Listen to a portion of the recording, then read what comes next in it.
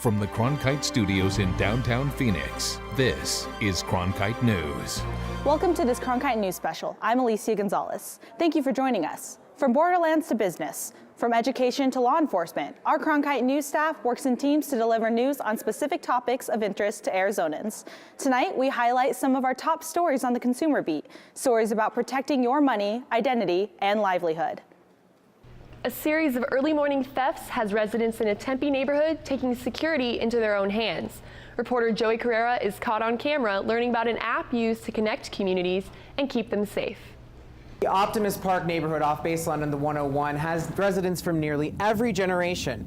And when the quiet community started having troubles, they turned to technology to try and keep safe. A neighbor approached me and told me that his garage had been broken into. He knew that I had cameras on my house, and he asked if I could look to see if there was any evidence. Gary and Sue Rossworm have cameras that cover virtually every angle of their home. At one point, we noticed this white truck with a large trailer go around the block several times. We noticed he was shining flashlights, a powerful flashlight, into yards. The footage quality wasn't good enough to make out a license plate number, but it gave police an idea of whom to look for. Our officers that are responding will look for anything that could help us solve the crime, which could include camera systems. Knowing that thieves may be lurking in their neighborhood, residents took action and downloaded a social networking application designed for communities called Nextdoor.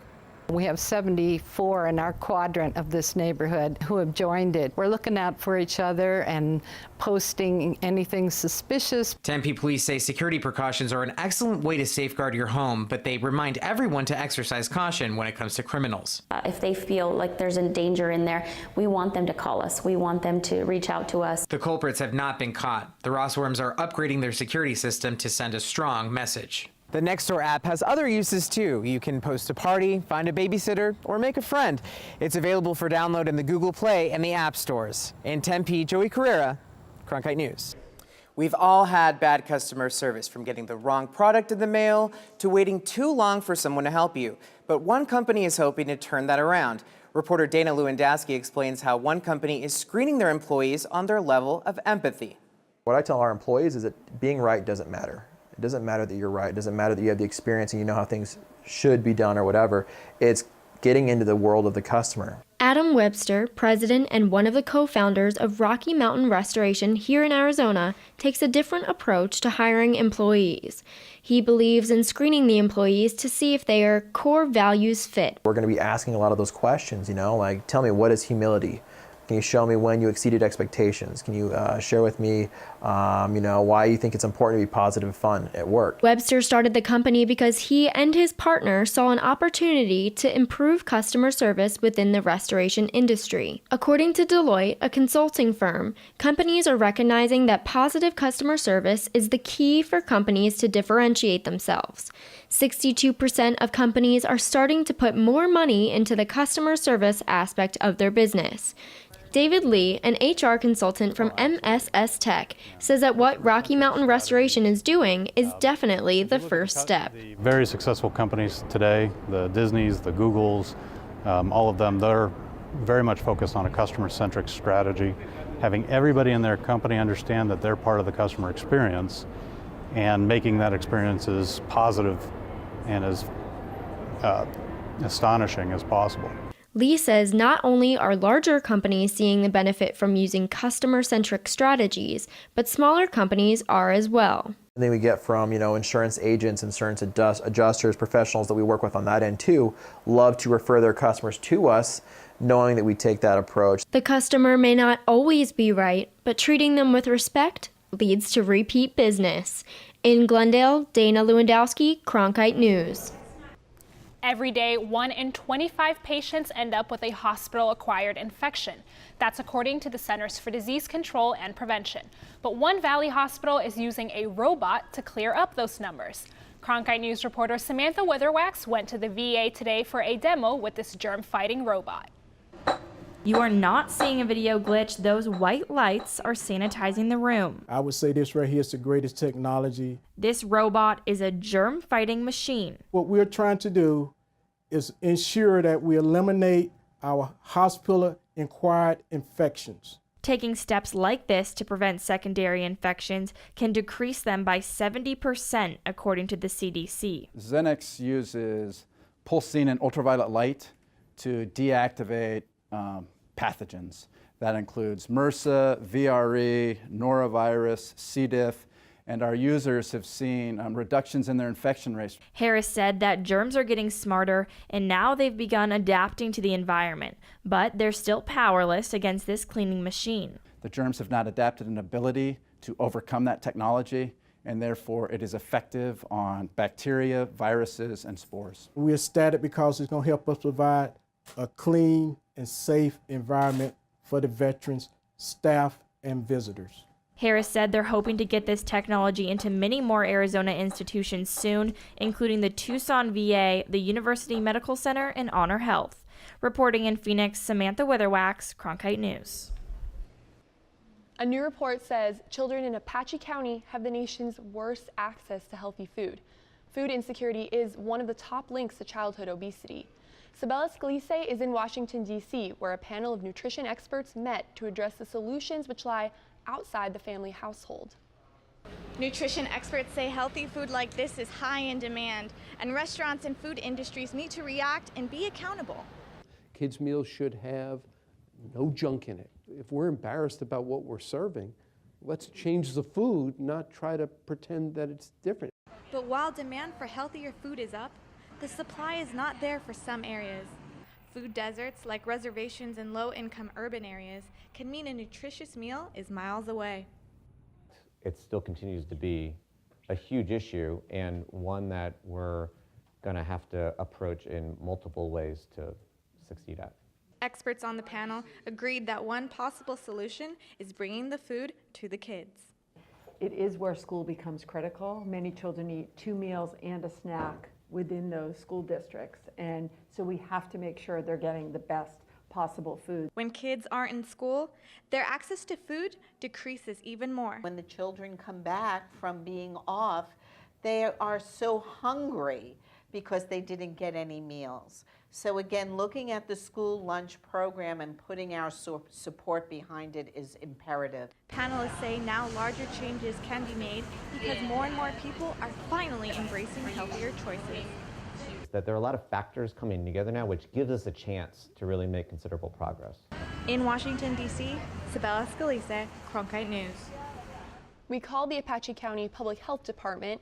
They said the Arizona Nutrition Network is working with Apache County schools to teach students about proper nutrition and how to pick out the healthiest food from grocery stores.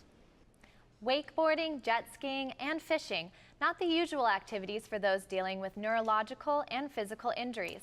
But with the help of those of the Barrow Neurological Institute, some special kids took to Bartlett Lake. Cronkite News reporter Allison Hoskins caught up with them.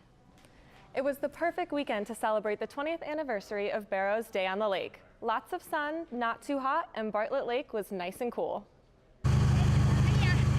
12-year-old Aiden Ringo looks like any normal kid when he's being pulled behind a boat. But on dry land, he's in a wheelchair due to cerebral palsy and epilepsy. Barrow Neurological Institute's Day on the Lake gave him and the others out there freedom. It's amazing what they do for kids that can't go out on the lake that much, but still get a day where they can forget where they need to be or what doctor's appointments or whatever crazy stuff that's been happening.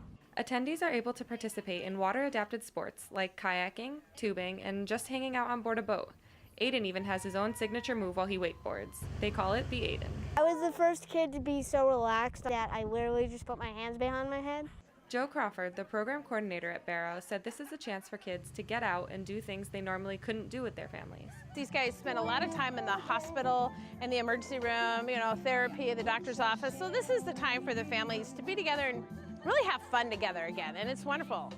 And the volunteers out at the lake know firsthand how important it is for these kids to get their feet wet. Brenna Bean started attending Lake Day after a car crash left her paralyzed, but the spinal cord injury doesn't define her. It inspired her. I'm a recreation therapist. That's the reason why I went into it. Having a disability on my own, I know how important it is for people to know that they can still do things and explore things that maybe they wouldn't have done. And the smiles on the faces of children and families makes all of the planning worth it. Just means happiness, fun, the best day that you could have.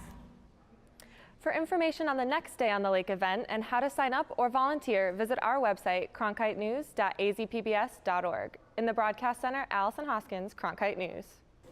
For children diagnosed with serious illness, every treatment puts them to the test physically and emotionally. One organization is helping those children tell their stories and celebrate those milestones through Beads of Courage. Whenever you get like chemotherapy, you get a needle poke, or stay in the hospital, you can look forward for a bead. Abby Kuhnman is one of many children around the world who has received a bead every time she reaches a milestone in her battle with cancer through Beads of Courage. My favorites are the bumpies because I like them. They're pretty and I like the texture. Over 60,000 children in 8 different countries receive beads through Beads of Courage to help them cope with their illness. When you bear witness to courage every day, you want to acknowledge that. And so beads came about as a way to acknowledge tangibly the courage that you witness every day. The most special are handmade by bead artists, something that the organization needs more of. So right now our organization is truly experiencing a bead shortage, which is frightening when you're Beads of Courage. We can't run out of beads. Volunteers spend their time helping package the beads one by one. Abby not only wears the beads proudly, but she also spends some time helping send joy through beads to others. It's cool to show your friends about all the different beads so they can look at it, so they can see what you did and all that stuff. And even though Abby received her Purple Heart, meaning she's finished her cancer treatments, she wants others to be a part of Beads of Courage, just as much as she's been. You can ask your nurse, your social worker, or your child life, or if the Beads of Courage people come in. Ghosts, ghouls, goblins, the history of Halloween dates back to ancient Celtic times, when people dressed up to fool spirits roaming the earth into leaving them alone.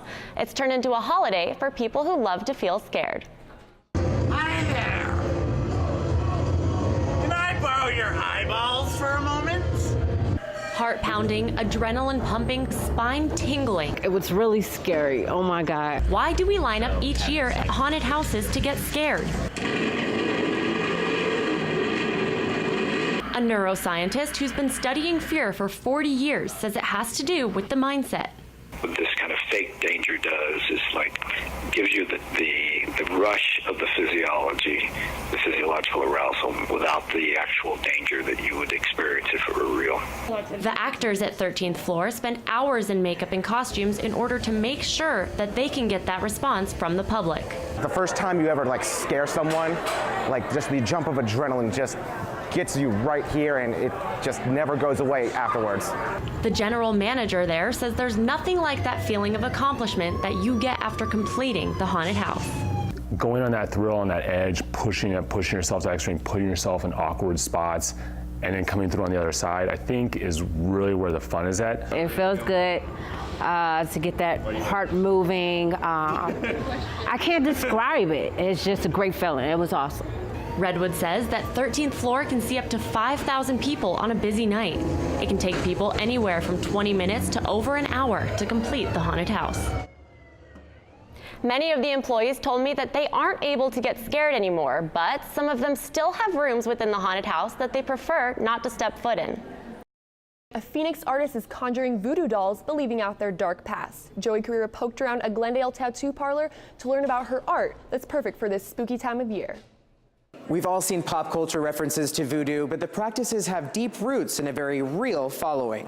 Katha Boutier is a tattoo artist who radiates creativity. 5 years ago, she took her sketches from pen and paper to needle and thread. I came out with a tooth fairy first, and I did it for my kids. And then from the tooth fairy, it kind of turned into a Voodoo doll. The handcrafted creations may seem like a fun novelty, but voodoo dolls show up throughout history, notably in colonial Haiti. It was also influenced by French Catholicism, inside of which slaves were able to blend their traditional practices with the veneration of Catholic saints. Boitier doesn't sew dolls for malice. She says making actual voodoo dolls is an entirely different process. There is a lot of spells and rituals that you need to go through. Which means using a personal object, like if you wanted to get somebody's hair. So you can put it together with a doll. Whatever you do to the doll will happen to the person. Both Poitier and Daughtry believe there are forces of good and evil in the world. It's magic. It all depends how you want to use it. Poitier says the enchantment of magic allures certain cultures more than others. Hispanic people, because they believe more in stuff like this. But people from any background can be drawn to the dark. A white woman like me might be interested in voodoo precisely because it allows her to access the spirit world. A custom voodoo doll will poke a $40 hole in your pocket. You can order one online through Rebel Devils Accessories Facebook page. Joey Carrera, Cronkite News. Halloween and ghost stories have always gone hand in hand, and even though we're a younger city, we still have our share of spirits. Cronkite News reporter Daniel Kernkamp visited one location in Phoenix that's filled with spooky history.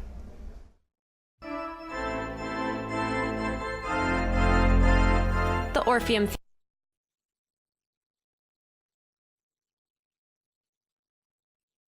There's something here, a presence. The theater puts on ghost tours each year around Halloween, guided by Joe Atreides. We've had ghosts show up during rehearsals and even performances, where performers on the stage have been interrupted. Dr. Gary Schwartz is a professor at the University of Arizona and has been studying spirits and the paranormal for 15 years. He says there's truth to these ghost stories. People can, to various degrees, accept that. But it becomes harder for people to believe that not only can you speak with your deceased grandmother or deceased son, but you might be able to speak with Albert Einstein. Both Atreides and Schwartz say they didn't believe in spirits until they saw evidence, and some evidence has been captured inside the Orpheum. The security person was up on the balcony and took a picture of those windows just to see the rain coming down and on her phone, and when she looked at it, there was the most scary picture of a woman. We're not trying to convince anyone of anything. Sometimes you just gotta say, I've seen dead people. At the Orpheum in Phoenix, Danielle Kernkamp, Cronkite News. The ghost tours at the Orpheum take up to a full hour to complete. The money raised from the ghost tours goes to the organization Friends of the Orpheum to provide community outreach and keep the theater in good condition. Hurricane Matthew devastated Haiti, killing nearly 1,000 people. Now, a Fountain Hills pastor is uniting his community to help the children of Haiti, thousands of miles away. Jesse Canales reports how, despite suffering from a physical disease, he says nothing will stop him from meeting the children he looks to help. The impoverished nation of Haiti has been devastated by natural disasters, and the recent outbreak of cholera further added to the Haitian suffering. Fountain Hills Presbyterian Church pastor Ken Brown started working with local charity organizations to help after hearing about the children of Lakai. 360 kids starving in Haiti seems like something that we could do something about. Pastor Brown, Free the Kids, and the Kiwanis Club organized a trip to visit Haiti and see the devastation for themselves to help motivate the community to donate. The entire time that we're trying to raise these funds, those kids are going to be imprinted on my mind, and it'll just continue to drive us forward. Pastor Brown, too, is suffering. He was diagnosed with Parkinson's disease a year ago. I haven't wanted to let Parkinson's disease stop me from doing what I do in my life. He learned of the children from one of the church members, Jack Reynolds, who happens to be one of the founders of Free the Kids, a charity organization that's been helping the children of Haiti since 1998. Drawing from his experience witnessing the devastation for the first time, Reynolds says he has some idea of what they will feel when they arrive. Emotional. Tears were shed daily.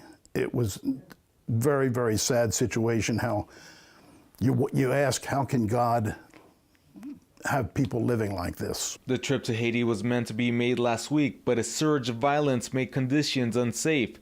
They say they will instead leave in January. In Fountain Hills, Jessica Canales, Cronkite News. To learn how you can help or to make a donation, you can go to freethekids.org. 23 members of the armed services, including 2 from Arizona, represented the USA at the Olympics and Paralympics in Rio this summer.